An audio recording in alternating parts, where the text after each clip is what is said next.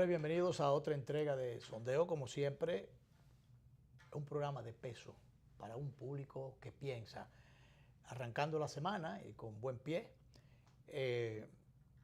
Hoy no es el sondeo emocional, pero sí tenemos la compañía del doctor José Manuel Pérez Hernández, que viene de pinche taponero, yo diría de toletero. De emergente. De emergente, que lo que le agradecemos sobremanera porque el amigo Danilo Clime, que vamos a excusar su ausencia, está en el aeropuerto como padre orgulloso, está buscando a su hijo Mira qué bien. en el aeropuerto. Mira qué bien. Y bueno, a mí me da miedo hacer programa solo, después de 29 años y pico. Especialmente cuando hay un cuarto bate de invitados. Exacto. Y sobre todo que el doctor siempre está en la mejor disposición, no solamente de venir los miércoles fijos, sino cuando lo necesitemos. Ahí está. Y yo que siempre relajo con que el país necesita un psiquiatra, el programa también. Vamos a ver. Bien, doctor, vamos a embrujarnos, Así es. vamos a decirlo así en criollo, con un joven político de mucha mesura y que decía yo fuera de cámara que ha estado haciendo una especie de máster en la política internacional, porque de miembro, presidente, sigue siendo miembro del Parlacén, también está presidiendo la COPAL, de manera que tiene que codearse con mucha frecuencia con líderes de la política internacional, y eso parecería como que le está siguiendo los pasos al doctor Leonel Fernández en esa dirección. Bueno, pues eso realmente le da muchas informaciones, los tiene al día sobre la política internacional y puede, por supuesto, traernos alguna de esas experiencias para compartirla con nuestros amables televidentes. El doctor tenía una curiosidad, bueno, la bienvenida a Manolo Pichardo, como es natural, al programa. Que hace un tiempecito que no le teníamos por aquí. Sí. El doctor tenía una inquietud que ya la había planteado fuera de cámara. Él quería saber, él decía cómo está estructurado el Parlacén, el Parlamento Centroamericano, pero quizás uno le pueda añadir a eso otro pedacito, doctor, si realmente el Parlacén en estos mundos convulsos y de políticas tan complicadas y de ausencia de ideologías por demás, si realmente el Parlamento Centroamericano está cumpliendo cabalmente el rol, si vale la pena, porque aquí tenemos un Congreso hipertrofiado y ampliado hasta donde el presupuesto no alcanza con él. Si el Parlacén realmente llena su función, está cumpliendo con ese rol asignado. Bienvenido, Manolo. Muchas gracias, Encarnación, doctor José Manuel. Un placer. Un saludo al profesor. A Clime, donde quiera que se encuentre. Camilo del aeropuerto. Sí. Bueno, miren, el Parlamento Centroamericano es un órgano que ha ido evolucionando y adaptándose a la realidad política de la región. Porque ustedes recordarán que el Parlamento surge como un foro de debates en el marco de la discusión del proceso de paz en Centroamérica. Ustedes recordarán que en 1986 hay una reunión en una ciudad llamada Esquipulas, que hace frontera con lo que le llaman el Triángulo Norte de Centroamérica, Honduras, El Salvador y Guatemala. Ahí se reunieron los presidentes de entonces, convocados por el guatemalteco Vinicio Cerezo. Y la idea era que empezar los diálogos de paz en la región. Eso venía ya de Contadora, una pequeña isla, ustedes conocen el tema Contadora, aquella pequeña isla donde los europeos intentaron de verdad reunir a los centroamericanos para iniciar un proceso de paz. Aquella reunión, eso fue una especie de extensión y de consolidación del proceso que inició en Contadora. Allí se decide crear el Foro de Parlamentarios, Parlamento Centroamericano. Y quien lo hace, quien hace la propuesta es el presidente entonces de Guatemala, Vinicio Cerezo. Jugó su papel de la primera etapa, que era ser un foro donde se reunieran todos los sectores involucrados. Ahí estaban paramilitares, guerrilleros y militares que eran electos en sus respectivos países para estar en el Parlamento Centroamericano. A mi llegada al Parlamento Centroamericano, yo vi cosas sorprendentes. Por ejemplo, hay una comandante muy reconocida centroamericana, 2 comandantes salvadoreñas de la guerrilla, que fueron violadas varias veces por militares. Pero según se decía, había uno de los militares que participó en una de aquellas cosas atroces que vivieron esas dos damas. Que se juntaron después. No, que son diputadas en el Parlamento, discutiendo allí de manera civilizada los problemas centroamericanos. Fíjense ustedes, o sea, ese papel que debió jugar el Parlamento centroamericano en su primera etapa lo jugó. Ahora, el Parlamento debió irse transformando en la medida en que se fue consolidando el proceso democrático en la región.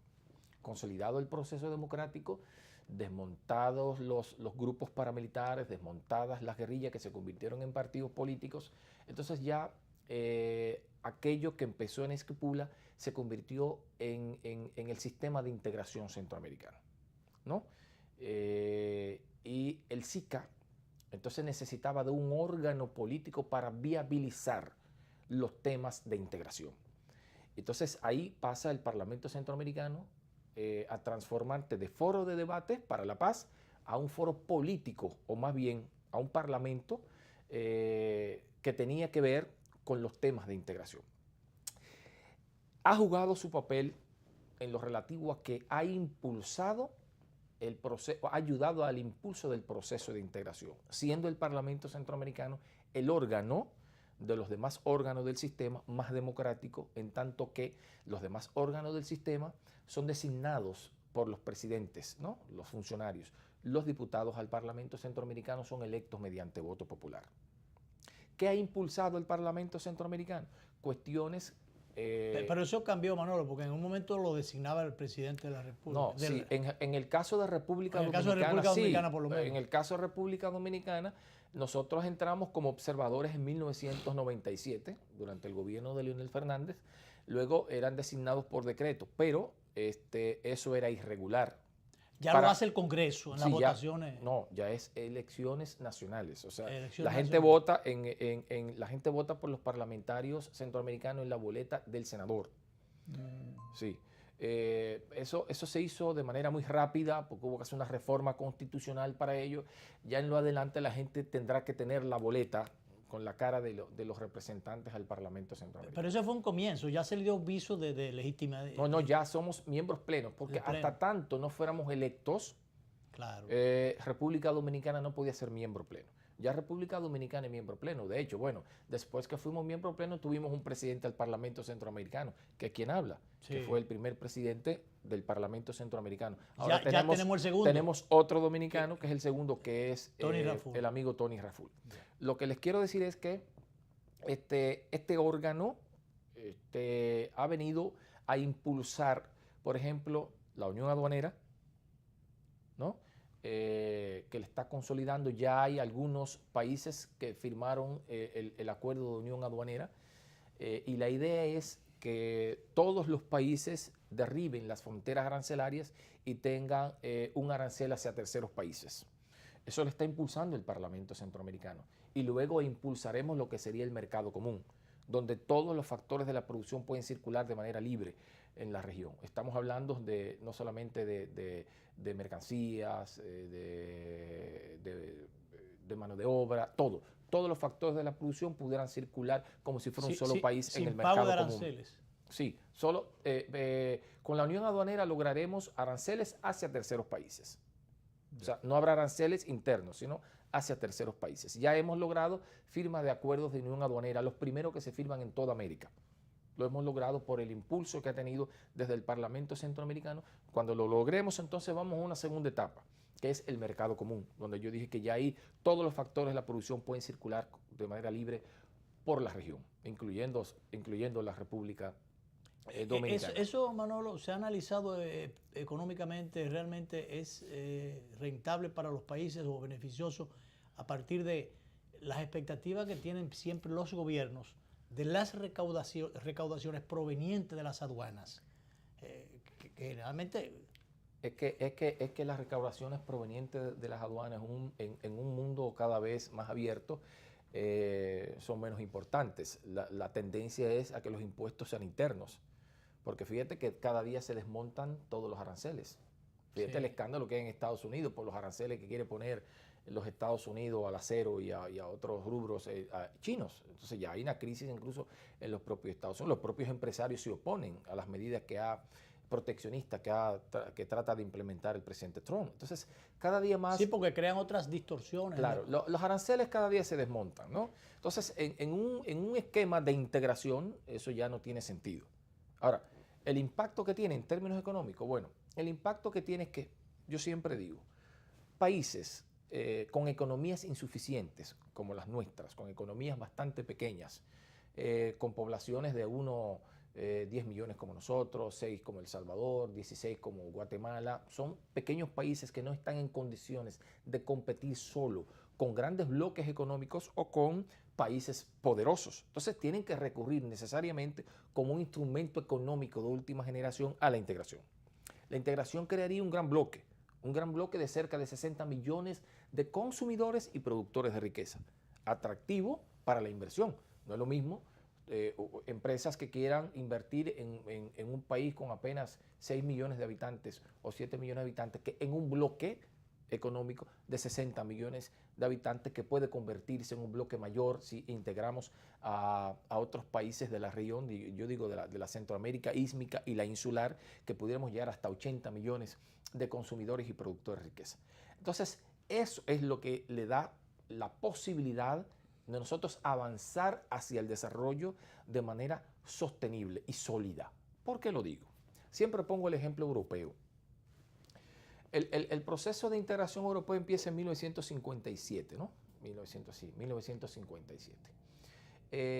Y Europa, ese proceso de integración fue sacando a muchos países del atraso.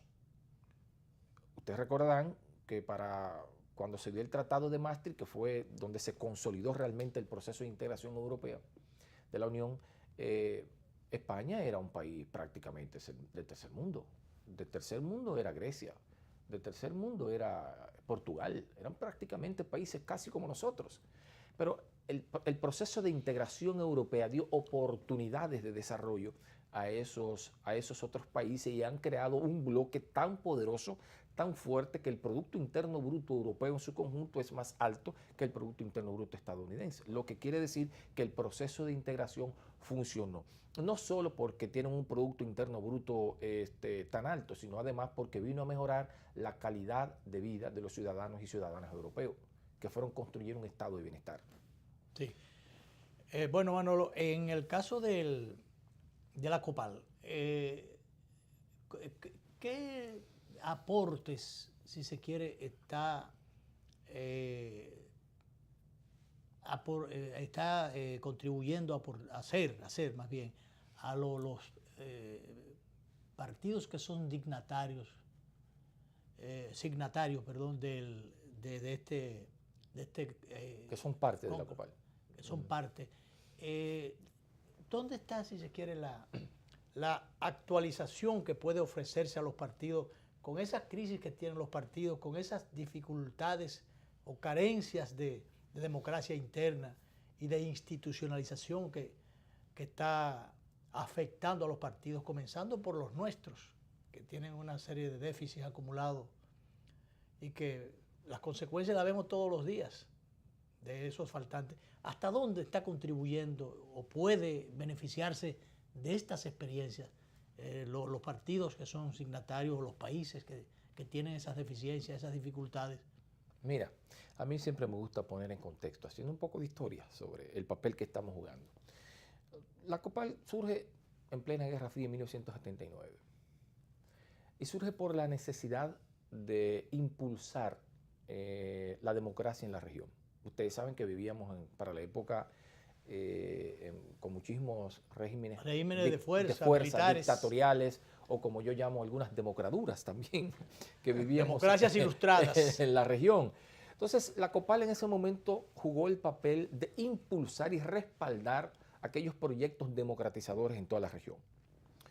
Luego que empezó a consolidarse el proceso democrático en toda América Latina, Entonces, acuérdense que viene todo aquel proceso de neoliberal, todo aquel proceso de achicamiento del Estado y dejar desprotegido a las grandes mayorías. Ahí la O sea, ya se echa a un lado lo del militarismo y ese tipo de... Empiezan, entonces empiezan las democracias formales, para llamarlo de alguna manera. Se instauran... La democracia económica, entonces. Sí, las democracias... Buscarse la democracia económica. No, las democracias formales, donde la gente va y vota y elige una gente. Democracia formal, que no democracia completa ni pura, ¿no? Porque la democracia es más que eso, la democracia es oportunidad, la democracia no solamente es votar. Entonces, bueno, en esa especie de democracia formal empiezan a implementarse políticas neoliberales. Ustedes saben que a partir de ahí se conoció como la década perdida de América Latina. Y es verdad que en muchos casos tuvimos crecimiento económico, pero no hubo crecimiento económico con desarrollo, porque las riquezas se quedaban en pocas manos. Todavía sufrimos de esos males, aunque en América Latina ha dado un vuelco de un tiempo acá con que gobiernos más o menos progresistas han empezado a repartir la riqueza con mayor nivel de justicia. La COPAL jugó el papel primero de la democratización, segundo, el papel de luchar contra los regímenes neoliberales, ¿no? Ahora, ¿qué ocurre? Llegan gobiernos progresistas, empiezan a impulsar políticas de orden social que impactan en la mejoría de las condiciones de vida de la gente. Pero entonces empieza una especie de conspiración contra esos gobiernos progresistas. Y vienen los que se llaman los golpes suaves. Y viene esta urdimbre para sacar del poder por vía no electoral a los presidentes democráticamente electos. Vemos el caso, por ejemplo... Esa es una agenda internacional. Claro. En y la hemos asumido como COPAL. Entonces, ¿qué ocurre? Bueno, un golpe de Estado a Zelaya, que había ganado por vía electoral. Pero ¿cómo le dan el golpe de Estado a Zelaya? Bueno, el golpe de Estado se lo dan a Zelaya porque en medio de un plebiscito, él pone una cuarta urna para saber si la gente está de acuerdo o no, de manera no vinculante, o que hace bien, no vinculante, con una repostulación. Pero no era vinculante, solo se quería oír la opinión de la gente. Le da un golpe de Estado por esa cuarta urna. Luego, recientemente hay un proceso electoral en Honduras donde el tipo tiene un impedimento constitucional para elegirse, la reforma mediante una resolución de la Suprema Corte de Justicia, y el tipo se repostula con un impedimento electoral, hace un fraude electoral y está gobernando. Nadie le da un golpe. Luego, el otro intento es el de... Uribe. No, el intento no, yo digo cuando se conspira contra los gobiernos progresistas. El otro golpe de Estado, el golpe de Estado suave, es contra Fernando Lugo. Un golpe congresual, lo sacan del poder, ¿no? Gana por vía electoral y lo sacan mediante un golpe de Estado. Luego viene el otro, el otro viene Dilma. A Dilma se le inventan un juicio para sacarla del poder por supuesto acto de corrupción que no fue tal.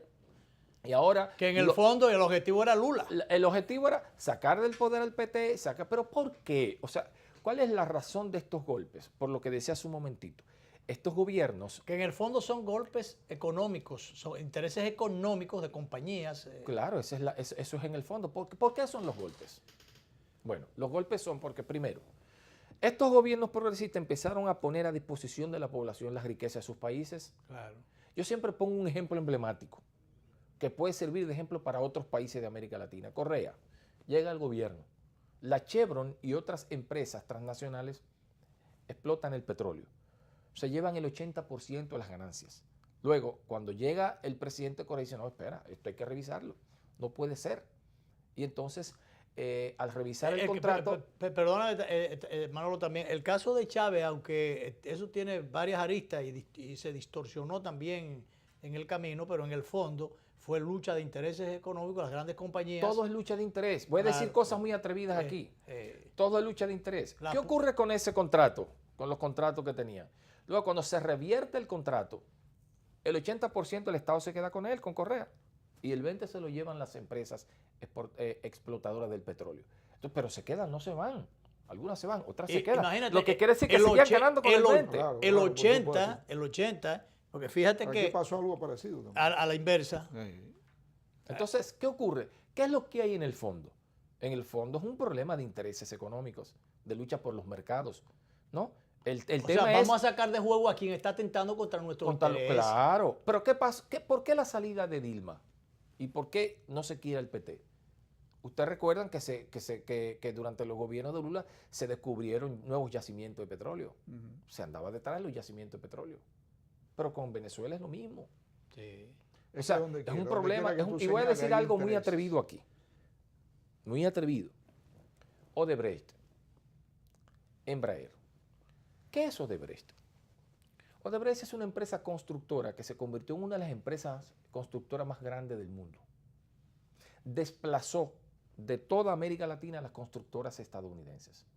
Viene una campaña porque daban coimas a políticos. Una campaña de descrédito primero contra la empresa, claro, y después contra los gobiernos que le daban contratos, claro, a esa empresa en vez de a la otra. Pero ¿qué es lo que hay detrás de esto, Encarnación? Yo no estoy justificando que lo hagan. Claro que no. Pero las empresas estadounidenses lo hacen también. Claro. Ahora, ¿qué es lo que ocurre? Que aquello lo hacen de una forma diferente. Aquello tienen lobistas con asientos en el propio Congreso, pagando a los legisladores para que favorezcan contratos de empresas.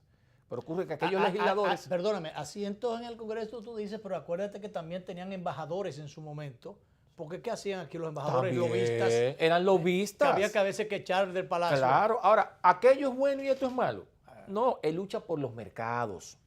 Otro ejemplo, Embraer. Una campaña contra Embraer. ¿Qué es Embraer? Embraer es una empresa brasileña constructora de aviones. Se convirtió en la tercera aerolínea más grande del mundo. Después de Boeing, Airbus era Embraer.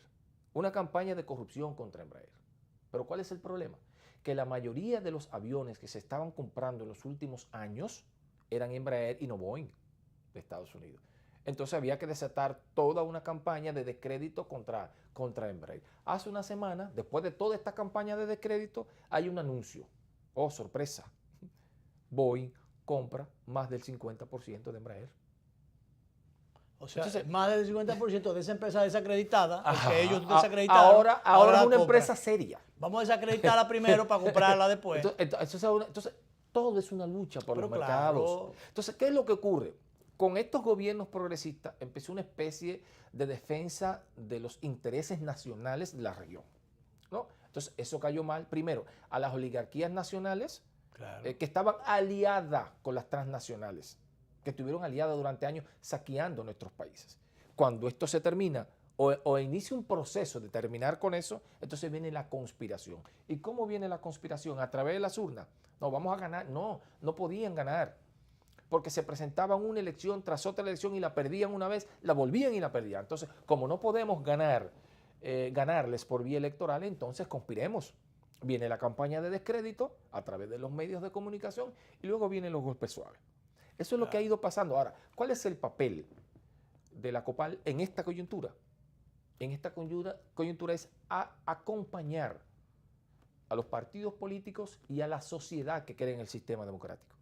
Tenemos que recuperar la credibilidad de las instituciones, ¿no? Claro. Tenemos que afianzar. Que yo recuerdo, Manolo, la democracia en la región. Ya que dijiste eso, que la sociedad civil aquí, FINJU, Participación Ciudadana, todas esas instituciones lucharon arduamente para consolidar nuestras instituciones, para que tuviéramos una mejoría en la justicia, para que tuviéramos un mejor Congreso, mejores instituciones en distintos órdenes.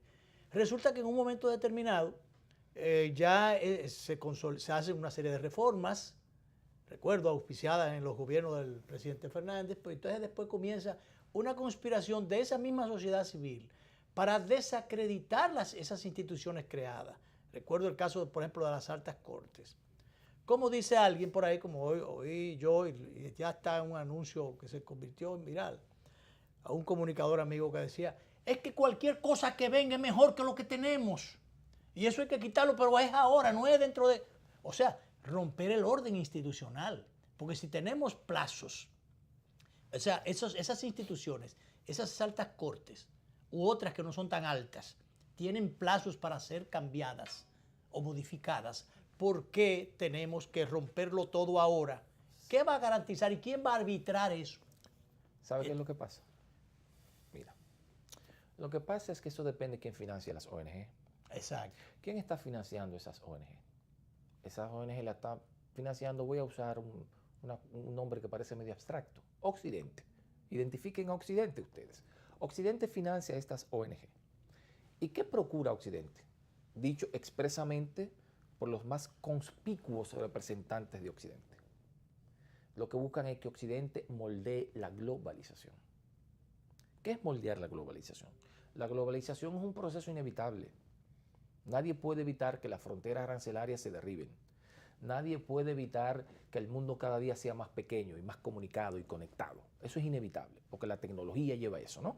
Eso no indica que se renuncie a la soberanía. No, claro que no. Como han dicho algunos, es que ya la soberanía es relativa. No, eso no es así. Y como dijo alguien más recientemente, nosotros comenzamos a perder la soberanía desde que aceptamos la Carta de los Derechos Humanos. No, eso no puede ser. Eso es lo que quieren precisamente. Cuando hablo de moldear la globalización, es moldearla de acuerdo a los intereses de Occidente, de suerte que los únicos que tengan soberanía sean ellos. Exacto. Y el resto no la tengamos. Claro que sí. Que nosotros no podamos reclamar, por ejemplo, no podamos asumir posición con relación al tema migratorio, por ejemplo. Es una mala palabra. Bueno, pero ¿por qué? Y yo quiero hablar, pocas veces hablo del tema migratorio, pero voy a abordarlo aquí. Mira. Perdón, Manolo. Sí. Vamos a la pausa. De acuerdo. Porque el tiempo tú sabes que es un tirano. Sí. Vamos a la pausa y entonces ya nos metemos por ahí. Muy bien. Ya estamos metiéndonos en calor. Vamos a la pausa. Manolo Pichardo, pasado presidente del Parlacén, presidente de la COPAL, está con nosotros, miembro del Comité Central del Partido de la Liberación Dominicana y un libre pensador. Él no tiene el pensamiento secuestrado. Así es. ¿Verdad? Vamos a la pausa y volvemos.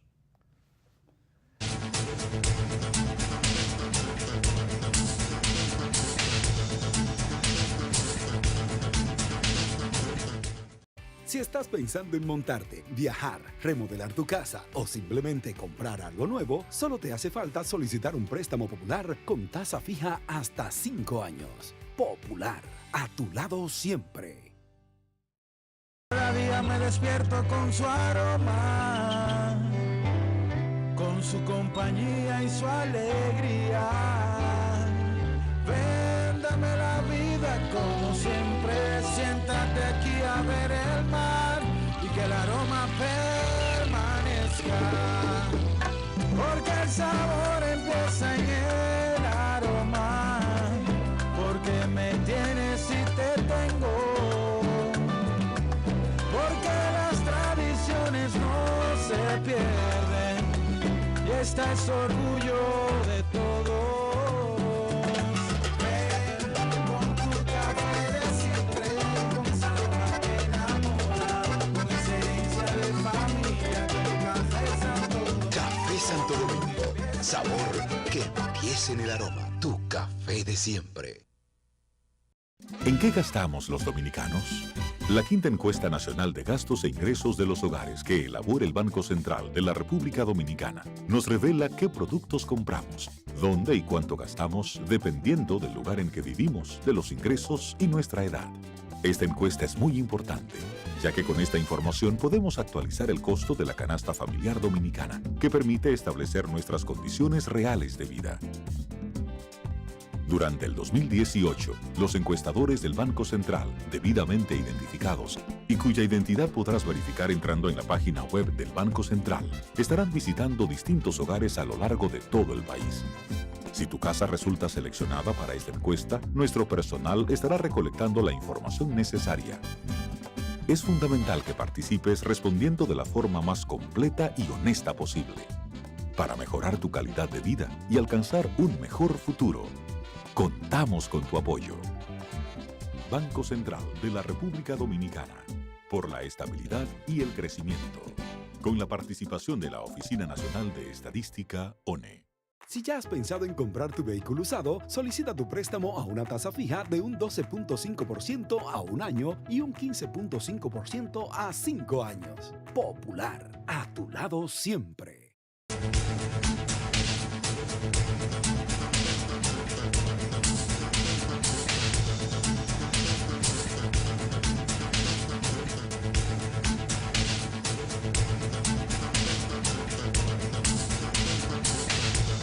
Bien, Bien, seguimos el desarrollo del sondeo de esta tarde, la presencia de Manolo Pichardo, miembro del Parlacén, expresidente de ese órgano y por demás presidente de la COPAL. Interesante.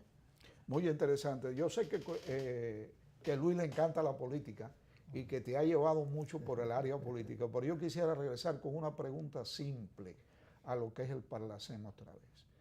A pesar de esta misión que tienen ustedes ahora de poder ganar la credibilidad a nivel mundial, porque están participando todos los países que creen firmemente en la democracia, a mí me gustaría preguntarte, ¿cuáles son los objetivos que Parlacén tiene a corto, mediano y a largo plazo? Digamos los próximos 10 años. No, a corto plazo, la unión aduanera completa.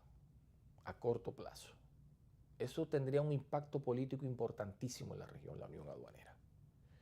Un impacto político porque pudiera, creando este gran mercado, tener un impacto en el empleo, tener un impacto en el flujo del comercio regional. A más largo plazo, llevar eso, como dije hace un momentito, al mercado común. Y una de las cosas que pretende el Parlamento Centroamericano es tener facultades vinculantes, porque el Parlamento Centroamericano tiene esa gran dificultad. Sus decisiones no son necesariamente vinculantes. Propone cosas, pero ni en después no tiene materia de cómo integración llevarla. ni en ninguna. Nosotros lo que tenemos que hacer es emitir resoluciones y canalizarla a la reunión de presidentes para que la asuman y ejecuten. Eso tiene que terminar. Y nosotros estamos proponiendo, de hecho lo propuse cuando fui presidente del Parlamento Centroamericano, la reforma al Tratado Constitutivo para que eso se logre. Porque hasta ahora nosotros somos los que monitoreamos el sistema. Pero necesitamos, además de monitorearlo, emitir leyes regulatorias del sistema. Nosotros necesitamos Emitir leyes, claro, que sea regionales de integración. ¿A nivel regional? Regional. A nivel Regional. Bueno, porque es en el ámbito de la integración. Hasta ahora, No tiene que ver con, no chocamos ahí con los congresos nacionales. Tiene que ser sobre temas de integración. Entre ellas, por ejemplo, quien tiene que seleccionar a los, diríamos, funcionarios del sistema es el Parlamento Centroamericano. Yo he propuesto mediante una terna que presente a la reunión del presidente, que es el mayor órgano del sistema. Por ejemplo, la CIECA, el secretario general del SICA, todos, ¿no? Llevan una terna al Parlamento Centroamericano y el Parlamento Centroamericano de esa terna elige. Pero el presupuesto, que es disperso, o sea, el CIECA tiene un presupuesto, el Parlamento tiene un presupuesto, es un desorden. Eso hay que consolidarlo. Y ese presupuesto tiene que llegar al Parlamento Centroamericano y el Parlamento Centroamericano que tiene que aprobarlo. ¿de dónde provienen esos Partiendo de la fondos, necesidad. Manolo? Los fondos vienen del Estado, son los aportes que de hacen los gobiernos. los gobiernos, los estados a cada una de las instituciones de manera individual. Fíjate qué grave es esto. Pero O sea, es como una cuota que tiene. es cuota. Por ejemplo, al Parlacén una cuota, al CIECA una cuota, al SIC una cuota, a todos los órganos una cuota. Entonces, nosotros, cuando fui presidente, propuse, no puede ser. Tiene que haber un presupuesto consolidado y un aporte consolidado al sistema. Luego, es el Parlamento Centroamericano quien tiene que hacer, quien tiene que aprobarlo, ¿no? Y distribuirlo de acuerdo a la necesidad de cada uno de los órganos. Entonces, también tiene que legislar en materia de política regional, ya sea migratoria, ya sea con relación al pasaporte único, que nosotros estamos procurando el pasaporte centroamericano. Y cuando hablo de Centroamérica, yo siempre me he referido a la Centroamérica ísmica e insular, a todo.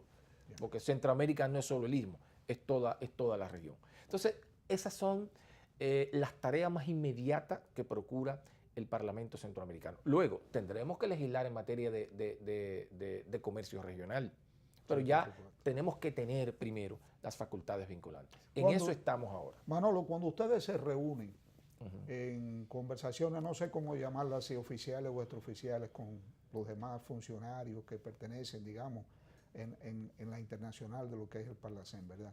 Y se habla, se comenta la situación que estamos padeciendo nosotros con el problema de Haití.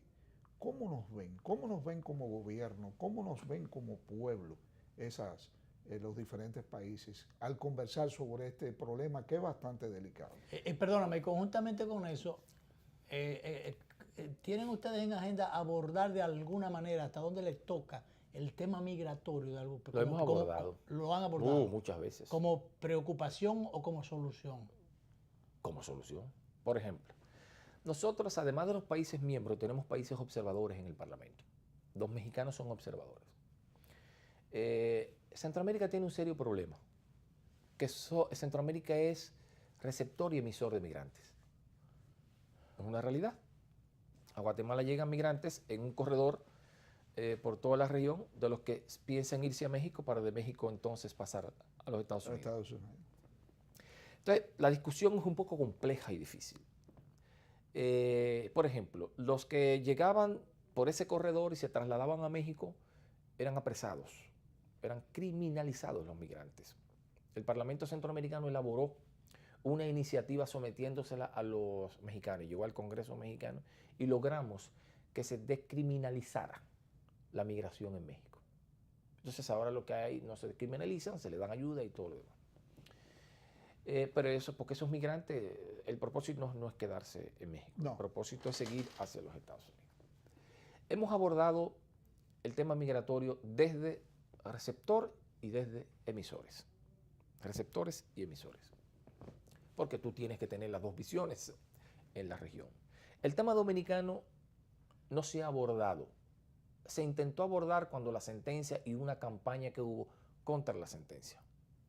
Por suerte, la presencia nuestra, no solo ahí. Que hubo y que todavía se ha mantenido cada cierto tiempo. Pero ya la presencia nuestra, que ha ayudado a explicar el fenómeno, ha ido que se entienda la posición del gobierno dominicano. O sea que eso ayudó un poquito a esa campaña internacional feroz que se hizo contra la República.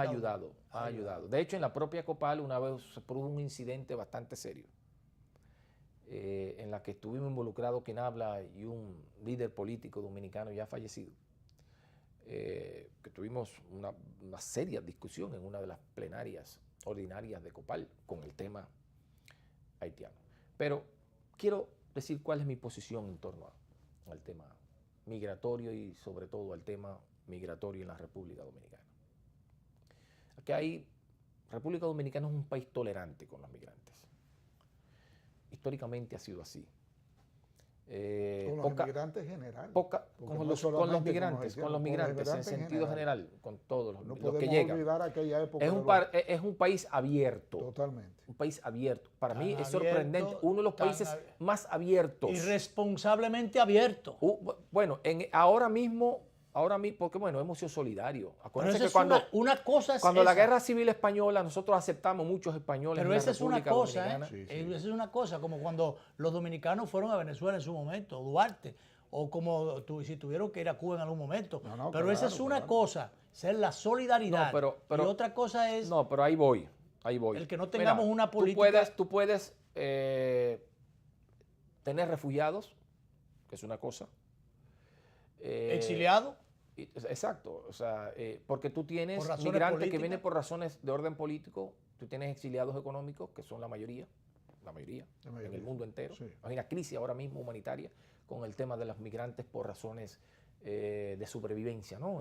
Por las carencias. Como puede también tener delincuentes que se refugian. También, pero son los menos. Esos son los menos. Pero quiero decir lo siguiente, mira, un país tiene que regular su migración, porque tú tienes que calcular cuántos migrantes necesitas.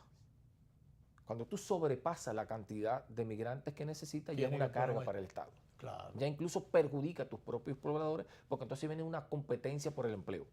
Incluso te puede deprimir el empleo regular del país. Pero eso es hasta como... presiona hacia la baja el salario. Hasta con el turismo. Tú tienes que saber cuál es el turismo dañino, o en este caso, cuál es el migrante perjudicial, que te perjudica, que ya... no viene a trabajar, no viene a aportar, sino que viene a criminalizar o a hacer 50.000 diabluras. Pero aunque no venga a criminalizar, aunque venga a buscar empleo, o sea, tú tienes que definir una política migratoria. Claro. O sea, aunque venga, aunque sean por razones humanitarias y todo lo que tú quieras, tú tienes que tener un tope. Claro, o sea, no puede ser, o sea, yo creo que los países tienen que ser solidarios. Claro. Bueno, República Dominicana ha sido el país más solidario con Haití, independientemente de que hemos sido un país agredido por Haití. en muchas ocasiones, claro. invadido varias veces. E invasiones No solamente a veces invadir, muy crueles. Claro. Muy difíciles para los dominicanos. Pero, ¿Cómo aplicar una dictadura de 22 años? Pero eso pasó, porque los Pasó. protagonistas de esos hechos no son los haitianos de hoy. Claro. Ahora, yo lo que digo es lo siguiente. Independientemente del drama humano, porque, señores, no podemos ser ajenos al drama humano que vive Haití. Haití es un país inviable, digámoslo así. Un estado fallido. Y como estado fallido es inviable. ¿Qué está pasando con los haitianos? Nadie los quiere recibir. De Estados Unidos no tienen para dónde coger. No pueden entrar porque los devuelven. Los que criticaban a República Dominicana porque querían poner un tope a la migración haitiana de estas islas pequeñas, tampoco los reciben. El único país que ha recibido a los haitianos, y quizás porque tenemos una frontera con ellos, es República Dominicana.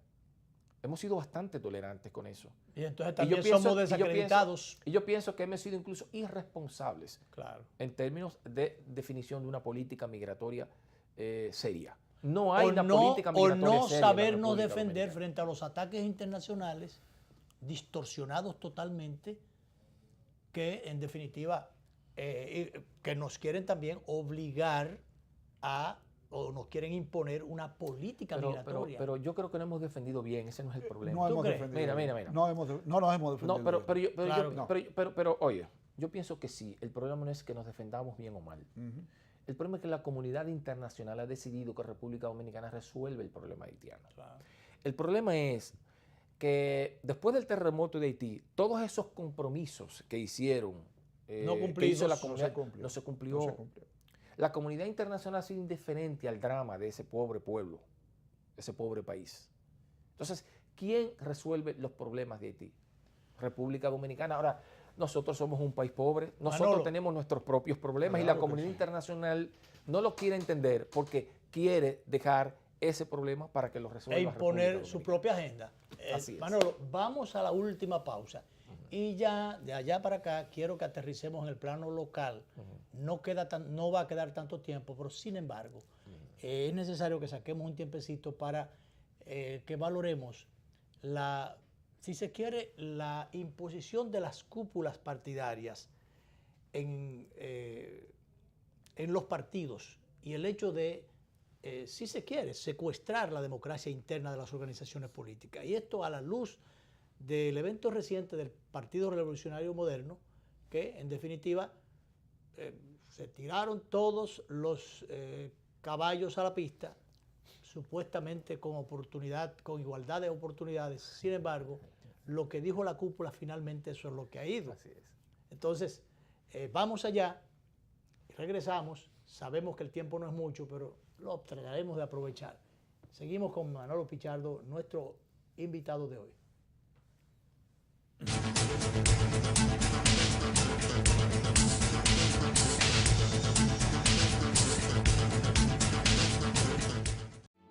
Lleva tu negocio hasta donde quieras con Fomenta Pymes Banreservas. Con nuestra propuesta integral te ofrecemos productos, servicios y beneficios exclusivos diseñados especialmente para satisfacer las necesidades de crecimiento de tu negocio. Más información en banreservas.com. Fomenta Pymes. Banreservas, el banco de los dominicanos. Si has pensado en comprar una vivienda, solicita tu préstamo hipotecario con una tasa fija de un 12.5% a 15 años y un plazo de hasta 30 años para pagar. Popular, a tu lado siempre. ¿Cuál es tu historia? Yo soy hijo de la agricultura y siento amor por sembrar una mata. Han pasado la vida sembrando habichuelas y para sembrar habichuelas hay que pelar las lomas. Todas esas montañas, toda esa loma por ahí, la gente la chapeaba, pero ahora están motivados a que si se le apoya, en vez de sembrar habichuela, van a sembrar aguacate y van a sembrar café. Se ha comenzado con un plan piloto, un proyecto de reforestación que llegue a todos. Va a ser el cambio, va a ser la transformación va a ser la esperanza y la vida de nosotros. En Elías Piña, San Juan y Asua ya están en marcha los proyectos de reforestación del gobierno. En esas provincias se destinarán cerca de 2.500 millones de pesos para recuperar más de 200.000 tareas con árboles frutales y café. Juntos hacemos historia. Gobierno de la República Dominicana, con la gente y para la gente.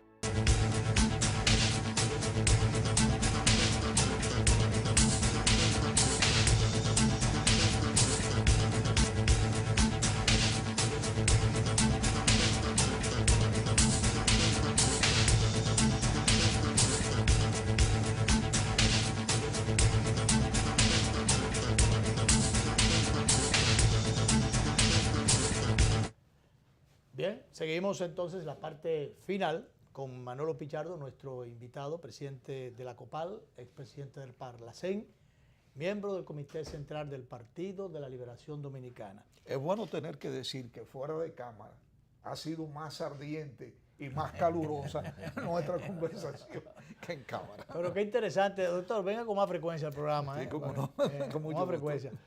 Bien, Manolo. Bueno, Para que me provoque fuera de cámara. Así es. Quedó planteada la inquietud. Sé que eres un preocupado por que haya más democracia interna dentro de tu partido y dentro de todos los partidos, que todavía tenemos pendiente una ley de partido, una ley electoral y todas esas cosas, que en definitiva, bueno, fuiste testigo de muy cercano, de una situación que se dio en tu propia organización, donde en un momento, bueno, reelección por reelección, y se reelige todo el mundo y los que aspiren que esperen, los otros que aspiran que esperen. Entonces, ¿hasta dónde realmente esa situación interna que se da en las organizaciones donde no es verdad que hay democracia, o por lo menos eso no es democracia, que las cúpulas decidan, determinen y que por lo menos hagan pactos o envíen señales para que los miembros de la organización lo interpreten? Ha pasado ahora con el PRM. Un pacto que no fue pacto, un acuerdo que no fue acuerdo, pero finalmente las cúpulas decidieron y determinaron qué querían. Eso no es una forma de la cúpula seguir gobernando todo adentro y que las bases o la membresía en sentido general no sea la que decida la suerte de los partidos. Mira, yo voy a empezar por decir que por lo menos en el PRM hubo un intento. Sí. Y yo felicito. ¿Eso es una ganancia ya? Yo felicito el intento de abrirse a la renovación de los cuadros políticos. Fue mediante un pacto y un acuerdo. Bien, ojalá y no hubiese habido ese pacto, pero sometieron los candidatos al escrutinio de la base. Sea con las fuerzas que se pusieran de acuerdo o no, hubo un proceso para elegir. Y parece ser que los nuevos dirigentes son otros. Son otros. Los que se eligieron son otros. Con condiciones, con mérito o no. ¿Han hecho carrera política? No lo sé. Ahora, hubo un proceso de renovación de cuadros políticos abierto, donde participaron los militantes de esa organización. Eso yo lo saludo. Eso deben hacer todos los partidos. Porque en los partidos políticos... Por lo menos ahí no funcionó el dedo. No, los partidos políticos, incluyendo el mío, hay un dique. Un dique que con el tiempo se va tornando peligroso. ¿Por qué? No solo porque puede provocar una implosión, sí, o sea, una crisis hacia lo interno, sino porque puede arrastrar a una crisis a la propia sociedad, una crisis en todo el sistema político. Crisis de partidos, crisis en el sistema político y a toda la sociedad. Entonces, ¿qué ocurre? ¿Hasta cuándo las cúpulas de los partidos políticos van a continuar con este dique, impidiendo la renovación, impidiendo el proceso dialéctico natural de todo ente vivo? Todo ente vivo tiene un proceso dinámico natural que es dialéctico, que es el cambio permanente. Y eso si no es democracia. Eso que se está dando no es democracia. Si tú retienes el cambio, si tú paras el proceso dialéctico, tú haces que ese órgano vivo muera. Tiene que haber una lucha interna permanente de renovación. Esa es la ley dialéctica. Entonces, ¿qué ocurre? Todo esto que ha ido ocurriendo es antihistórico, antidialéctico que están produciendo los partidos políticos y por lo tanto es peligroso. ¿Por qué? Porque se puede llevar a todo el mundo. Y si se lleva el sistema de partido político, entonces ahorita viene cualquier cosa. Un outsider que llame la atención de la población, porque resulta que la gente, que estos dirigentes, la gente está harto de ellos. No, mira, no es un problema biológico ni un problema de nada de esto. Es que se empezaron a perder la conexión con la sociedad. Ya no manejan la agenda del mundo de hoy. Están totalmente desfasados. No saben lo que está ocurriendo en su entorno. No saben hacia dónde ve el mundo. No tienen respuesta para los nuevos problemas que crea la nueva sociedad. Entonces tú dices, y a veces yo me pongo a ver, que me perdonen mis compañeros. ¿Cuál es mi cámara? Esa. Que me perdonen mis compañeros. Pero les quiero decir, ¿cómo es posible que sin entender el mundo de hoy quieran dirigir el mundo de hoy? ¿Cómo pueden dirigir una organización política que tiene que enfrentar nuevos problemas, nuevos desafíos cuando no los entienden? Cuando lo que tienen es un esquema de Guerra Fría en su cabeza y cuando tú le planteas los nuevos problemas no saben cómo enfrentarlos. Se han quedado anclados en el tiempo. No tiene que ver absolutamente nada con la edad. Bosch formó el Partido de la Liberación Dominicana a los 63 años, creo. Pero un hombre actualizado. Pero no se actualizan. ¿Por qué? Se cansaron de hacer política y ya no se está haciendo política. Ya no se está haciendo política. ¿De qué están discutiendo? ¿Cuál es el debate en la República Dominicana hoy día? ¿Cuál es el debate? El tipo de nación que queremos. El debate no es político, el debate es de poder. El debate es de poder y personal. Por ejemplo, yo te digo, estamos discutiendo aquí que el modelo económico se agotó en la República Dominicana. ¿Lo estamos oyendo los políticos? Los grandes... ¿Lo estamos oyendo? No. Estamos pero viendo no en el debate de los políticos, Manolo. Surgió una expresión social, el movimiento Marcha Verde, por ejemplo. Pero tampoco. No, pero lo que te quiero decir es, tú veías en ese movimiento el debate de los grandes temas nacionales. No, para nada. Sencillamente, una corrupción. Es personal, como de descalificar al otro, descalificar a los partidos, a los que están. No es eso. ¿Cuál es tu propuesta? Exacto. ¿Qué tipo de sociedad debemos construir, ¿no?, para enfrentar los nuevos retos de la humanidad? ¿Cuáles son las cosas nuevas en educación? ¿Qué es lo que debemos hacer? ¿Qué debemos hacer en salud? ¿Qué es lo que vamos a hacer con esta economía? ¿Vamos a seguir apostando a una economía de servicio? ¿Vamos a seguir siendo una economía primarizada sin agregarle valor a lo que estamos produciendo? ¿Qué es lo que queremos?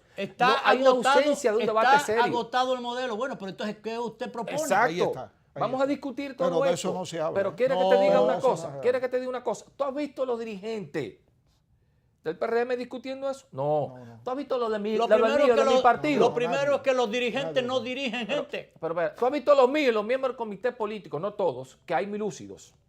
Hay muy lúcidos. Pero la gran mayoría no están en eso. No están en eso. No están haciendo política. Y muchos se han dedicado a hacer negocios. Entonces, eso no, o sea, si usted quiere ser negociante, renuncie de esto. Sea más serio. Váyase a su casa, si usted está cansado, váyase a su casa y deje de faltarle respeto a la sociedad. Claro. Porque está faltando respeto a la sociedad. A una sociedad que está demandando de dirigentes políticos que atiendan los problemas nacionales, que le busquen soluciones a los problemas nacionales. Entonces son unos irrespetuosos. Pero además de ser irrespetuosos, quieren ponerle freno a la gente que sí está preocupado por buscarle soluciones a los problemas nacionales. Entonces eso no puede ser. Entonces yo digo. O que quieren no solamente freno, o descalificar a los... Y también descalificarlos. Entonces no le dan espacio, no quieren que pase nadie. La gente que tiene preocupaciones reales por esta sociedad, que llegó un punto, esta sociedad llegó a un punto en que tenemos que repensarla. Tenemos que repensar todo lo que está ocurriendo en la República Dominicana. Pero está repensando eso, es esa gente que está en la cúpula de los partidos. No. Yo digo, Manolo, que estamos tan descarrilados en ese sentido, porque eso es ideología, que no hay una ideología firme. Así que es. El día que llega alguien y haga un planteamiento como el que estás diciendo, no lo van a entender. No lo van a entender. Porque es que están los muchachos hoy día. ¿Saben lo que están los muchachos? Buscando una cuota. Hace un momentito hablaba yo con algunos muchachos en la Copal. Buscando una cuota. Una cuota de poder. De jóvenes, cuota. Lo que están buscando es poder. Amigo, usted es joven. Yo empecé a militar en política a los 16 años, antes de los 16 años, yo no llegué para que me dieran un puesto. Yo llegué con una utopía. Ahí está. Y dejé el pellejo en la calle por una utopía. Nunca pensé que me iban a dar un puesto político, ni un puesto en el Estado, ni nada de eso. Una utopía. Es más, ustedes lo saben, dispuesto a morir en la calle por una mejor sociedad. Ah, no, ahora yo quiero una cuota y andan haciendo recorridos que yo quiero una cuota. Lo que quieren es poder. Claro. Poder. ¿Pero poder para qué? ¿Para el poder en hacer sí qué? mismo no tiene sentido. ¿Para hacer qué sino es con para él ponerlo después al que lo servicio de las grandes mayorías. Claro. Manolo, gracias por el programazo que ha hecho con nosotros en el día de Gracias a hoy. ustedes. El tipo de programa que me gusta hacer. Muy bueno. Pero realmente las condiciones del invitado no dejan otra cosa, que es un buen programa, que vamos a reproducir esta noche a las 11:30 por los canales 22 y 52 de Teleimpacto. Manolo Pichardo ha estado con nosotros esta tarde, miembro del Comité Central, expresidente del Parlacén, miembro de ese órgano y también presidente de la COPAL. De manera que las gracias a él. Y cualquier día cimarrón también, día de estos, día de fiesta, qué sé yo, volvemos con esta, vamos a conservarlo ahí, porque este es el tipo de programa que no se puede borrar. Y gracias a él por estar con nosotros y le deseamos el mayor de los éxitos. Es un dirigente, joven dirigente político, que tiene muchísimo futuro, el tipo de dirigente que el país y que los partidos necesitan, Manolo Pichardo. Les convido para mañana, cuando estaremos, mañana Alejandro Abreu, el nuevo vocero del PRD, va a estar con nosotros mañana. Gracias, Manolo. Gracias a ustedes. Nos vamos, nos vemos.